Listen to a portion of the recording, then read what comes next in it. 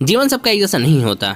गरीब परिवार में जन्म लेना आपकी गलती नहीं है, लेकिन उसी तरह गरीब परिवार में ही मर जाना ये आपकी और केवल आपकी गलती जरूर है। जीवन को कोसते रहना और हालात को जिम्मेदार ठहराना बहुत ही आसान होता है और दुनिया के अधिकतर लोग यही करते हैं।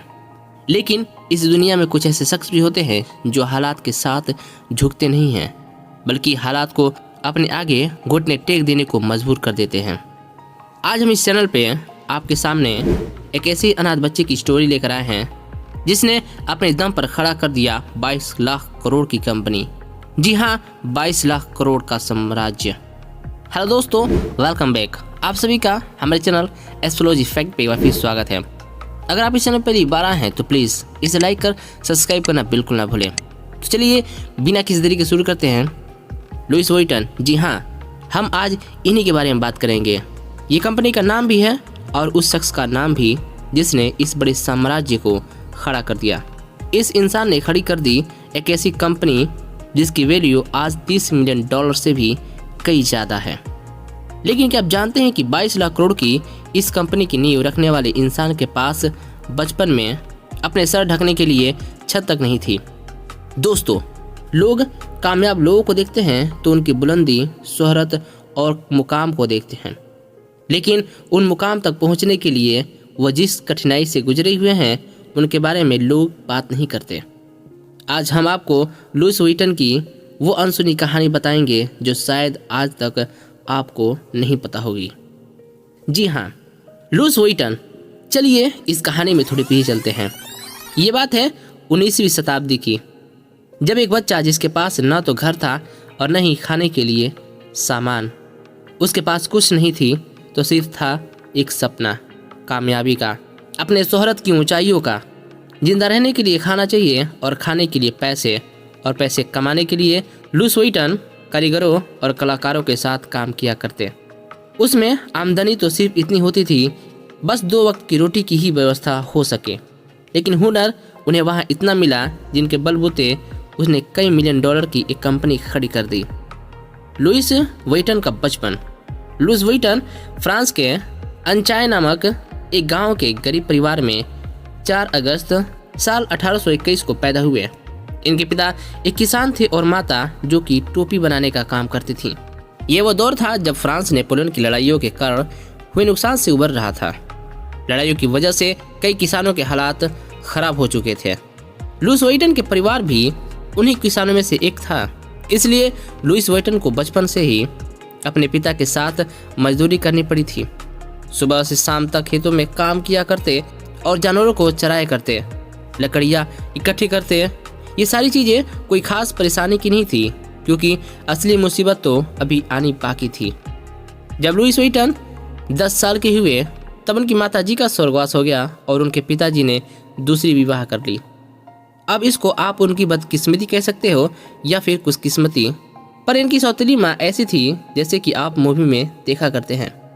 वह लुइस वुइटन को न तो ठीक से खाना देती और न ही चैन से रहने देती। उसने लुइस वुइटन के जीवन को नर्क से बदतर बना दी थी। लुइस वुइटन ने ये सब कुछ समय तक तो सहा, लेकिन जब सारी हदें पार हो गई तब ये अपने घर को छोड़ने पर मजबूर हो गए और मात्र 13 साल की उम्र में ही अपने घर को छोड़ पेरिस पहुंच गए।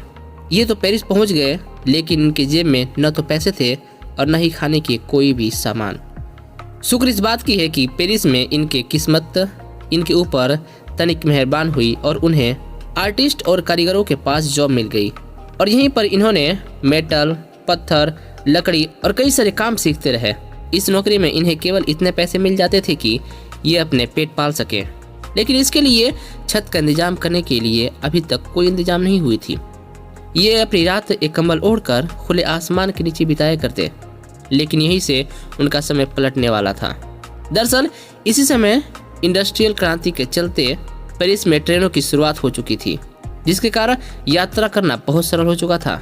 लोग ट्रेन का सफ़र दिल खोल कर रहे थे, लेकिन एक समस्या अभी भी थी, वो थी सामान ले जाने की, क्योंकि ट्रेन में लोग कपड़े, फर्नीचर और पेंटिंग जैसे सामान लेकर जा रहे थे। लोगों की यह प्रॉब्लम्स कारीगरों के लिए एक बड़ा अवसर था। कारीगरों ने लकड़ी के बड़े बड़े बॉक्स बनाना भी शुरू कर दिया। यहाँ लुइस वुइटन को अपने लिए भी एक बड़ा मौका दिखने लगा।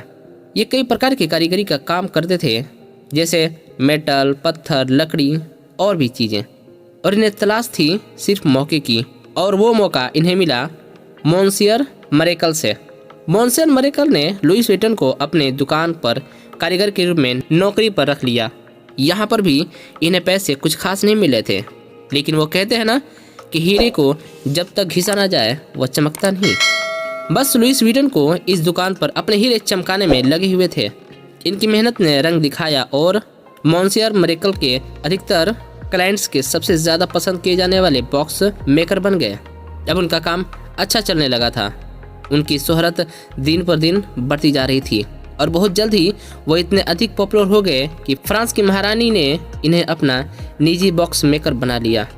लेकिन दोस्तों, कहते हैं ना, आज समय की बुरी बात ये होती है कि वो बदलता ज़रूर है। और अभी लुईस व्हिटन का वक्त अभी अच्छा गुजरा था। दिन पर दिन वो और भी चर्चित होते जा रहे थे। 1 साल तक महारानी की निजी बॉक्स मेकर का काम करने के बाद लुईस व्हिटन ने अपनी खुद की शॉप खोलने का फैसला किया और इस तरह से शुरू ही लुईस व्हिटन की कंपनी, जिसे आज हम एलवी के नाम से जानते हैं। उस समय चमड़े के आयताकार बॉक्स बनाए जाते थे, जिनके ऊपरी भाग वक्राकार हुआ करता था ताकि बॉक्स के ऊपर कुछ न ठहरे और बॉक्स को कोई नुकसान न पहुंचे। लेकिन यह समस्या ये थी कि बॉक्स को एक के ऊपर एक नहीं रखा जा सकता था और इसके चलते रखरखाव के लिए ज़्यादा जगह की जरूरत पड़ती थी। इन दोनों समस्याओं को लुईस व्हिटन के विचार ने समाप्त कर दिया। लुईस व्हिटन का ये विचार बॉक्स इंडस्ट्री में किसी क्रांति से कम नहीं थी। उन्होंने चमड़े के बजाय कैनवास का प्रयोग करना शुरू कर दिया, जो कि लेदर की तुलना में टिकाऊ, हल्का और सबसे ज़्यादा वाटरप्रूफ था। इससे बॉक्स को रेगुलर आकार में बनाना शुरू कर दिया गया और इन बॉक्स को एक के ऊपर एक रखा जाना आसान हो गया। इसके साथ साथ बॉक्स दिखने में भी आकर्षक और मॉडर्न लगने लगे थे। लुईस व्हिटन के एक आइडिया ने उनके जीवन पूरी तरह से बदल दिया। महज 2 साल के भीतर ही लुईस व्हिटन के बैग लोगों के बीच आम हो चुके थे। अब लुईस व्हिटन ने बॉक्स को आगे बढ़कर हैंडल बैग भी बनाने का फैसला किया। उस समय के हैंडल बैग लोगों के लिए किसी सरदर्द से कम न थी। उन बैग्स को लोग सिर्फ मजदूरी में इस्तेमाल करते थे, लेकिन लुईस व्हिटन को पूरा विश्वास था कि वो कुछ बेहतर कर सकते हैं।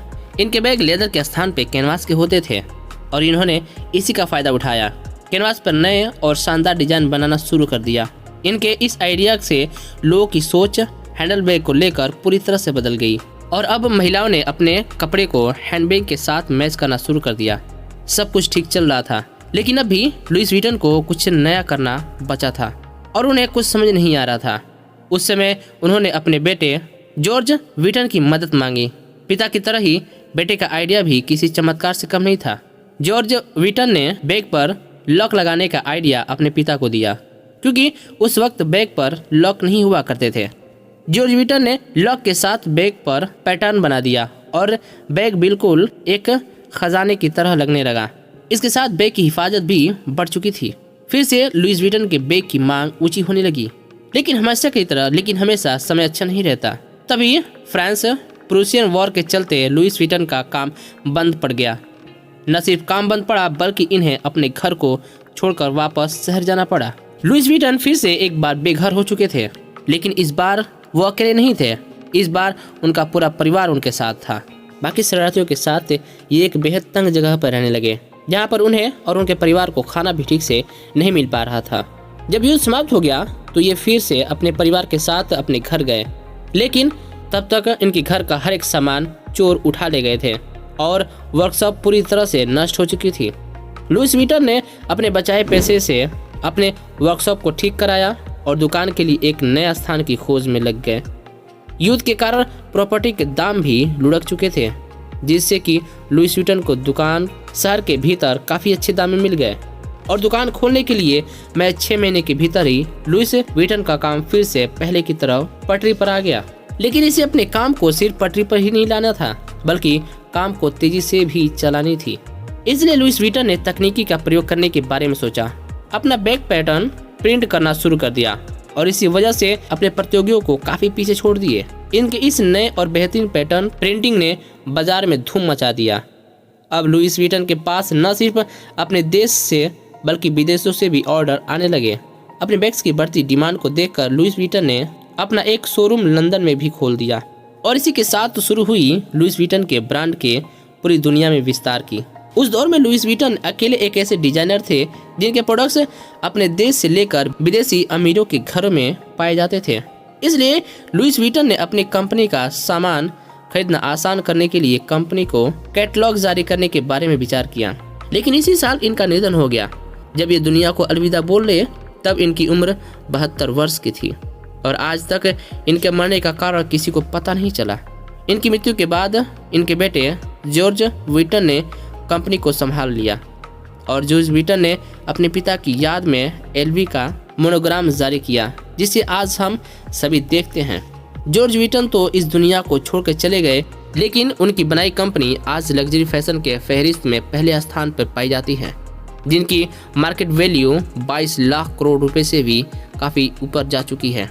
इस वीडियो से आपने क्या सीखा, इसके बारे में आपके क्या राय हैं, कमेंट बॉक्स में ज़रूर लिखिएगा। ये रही वीडियो एलवी की। अगर आपको पसंद आई तो प्लीज़ एक लाइक कर सब्सक्राइब करना बिल्कुल ना भूलें और अपने दोस्तों रिश्तेदारों को शेयर करें ताकि वो भी इस ब्रांड के बारे में इससे रूबरू हो सकें। तो चलिए मिलते हैं नई वीडियो में, तब तक के लिए नमस्ते, आदाब।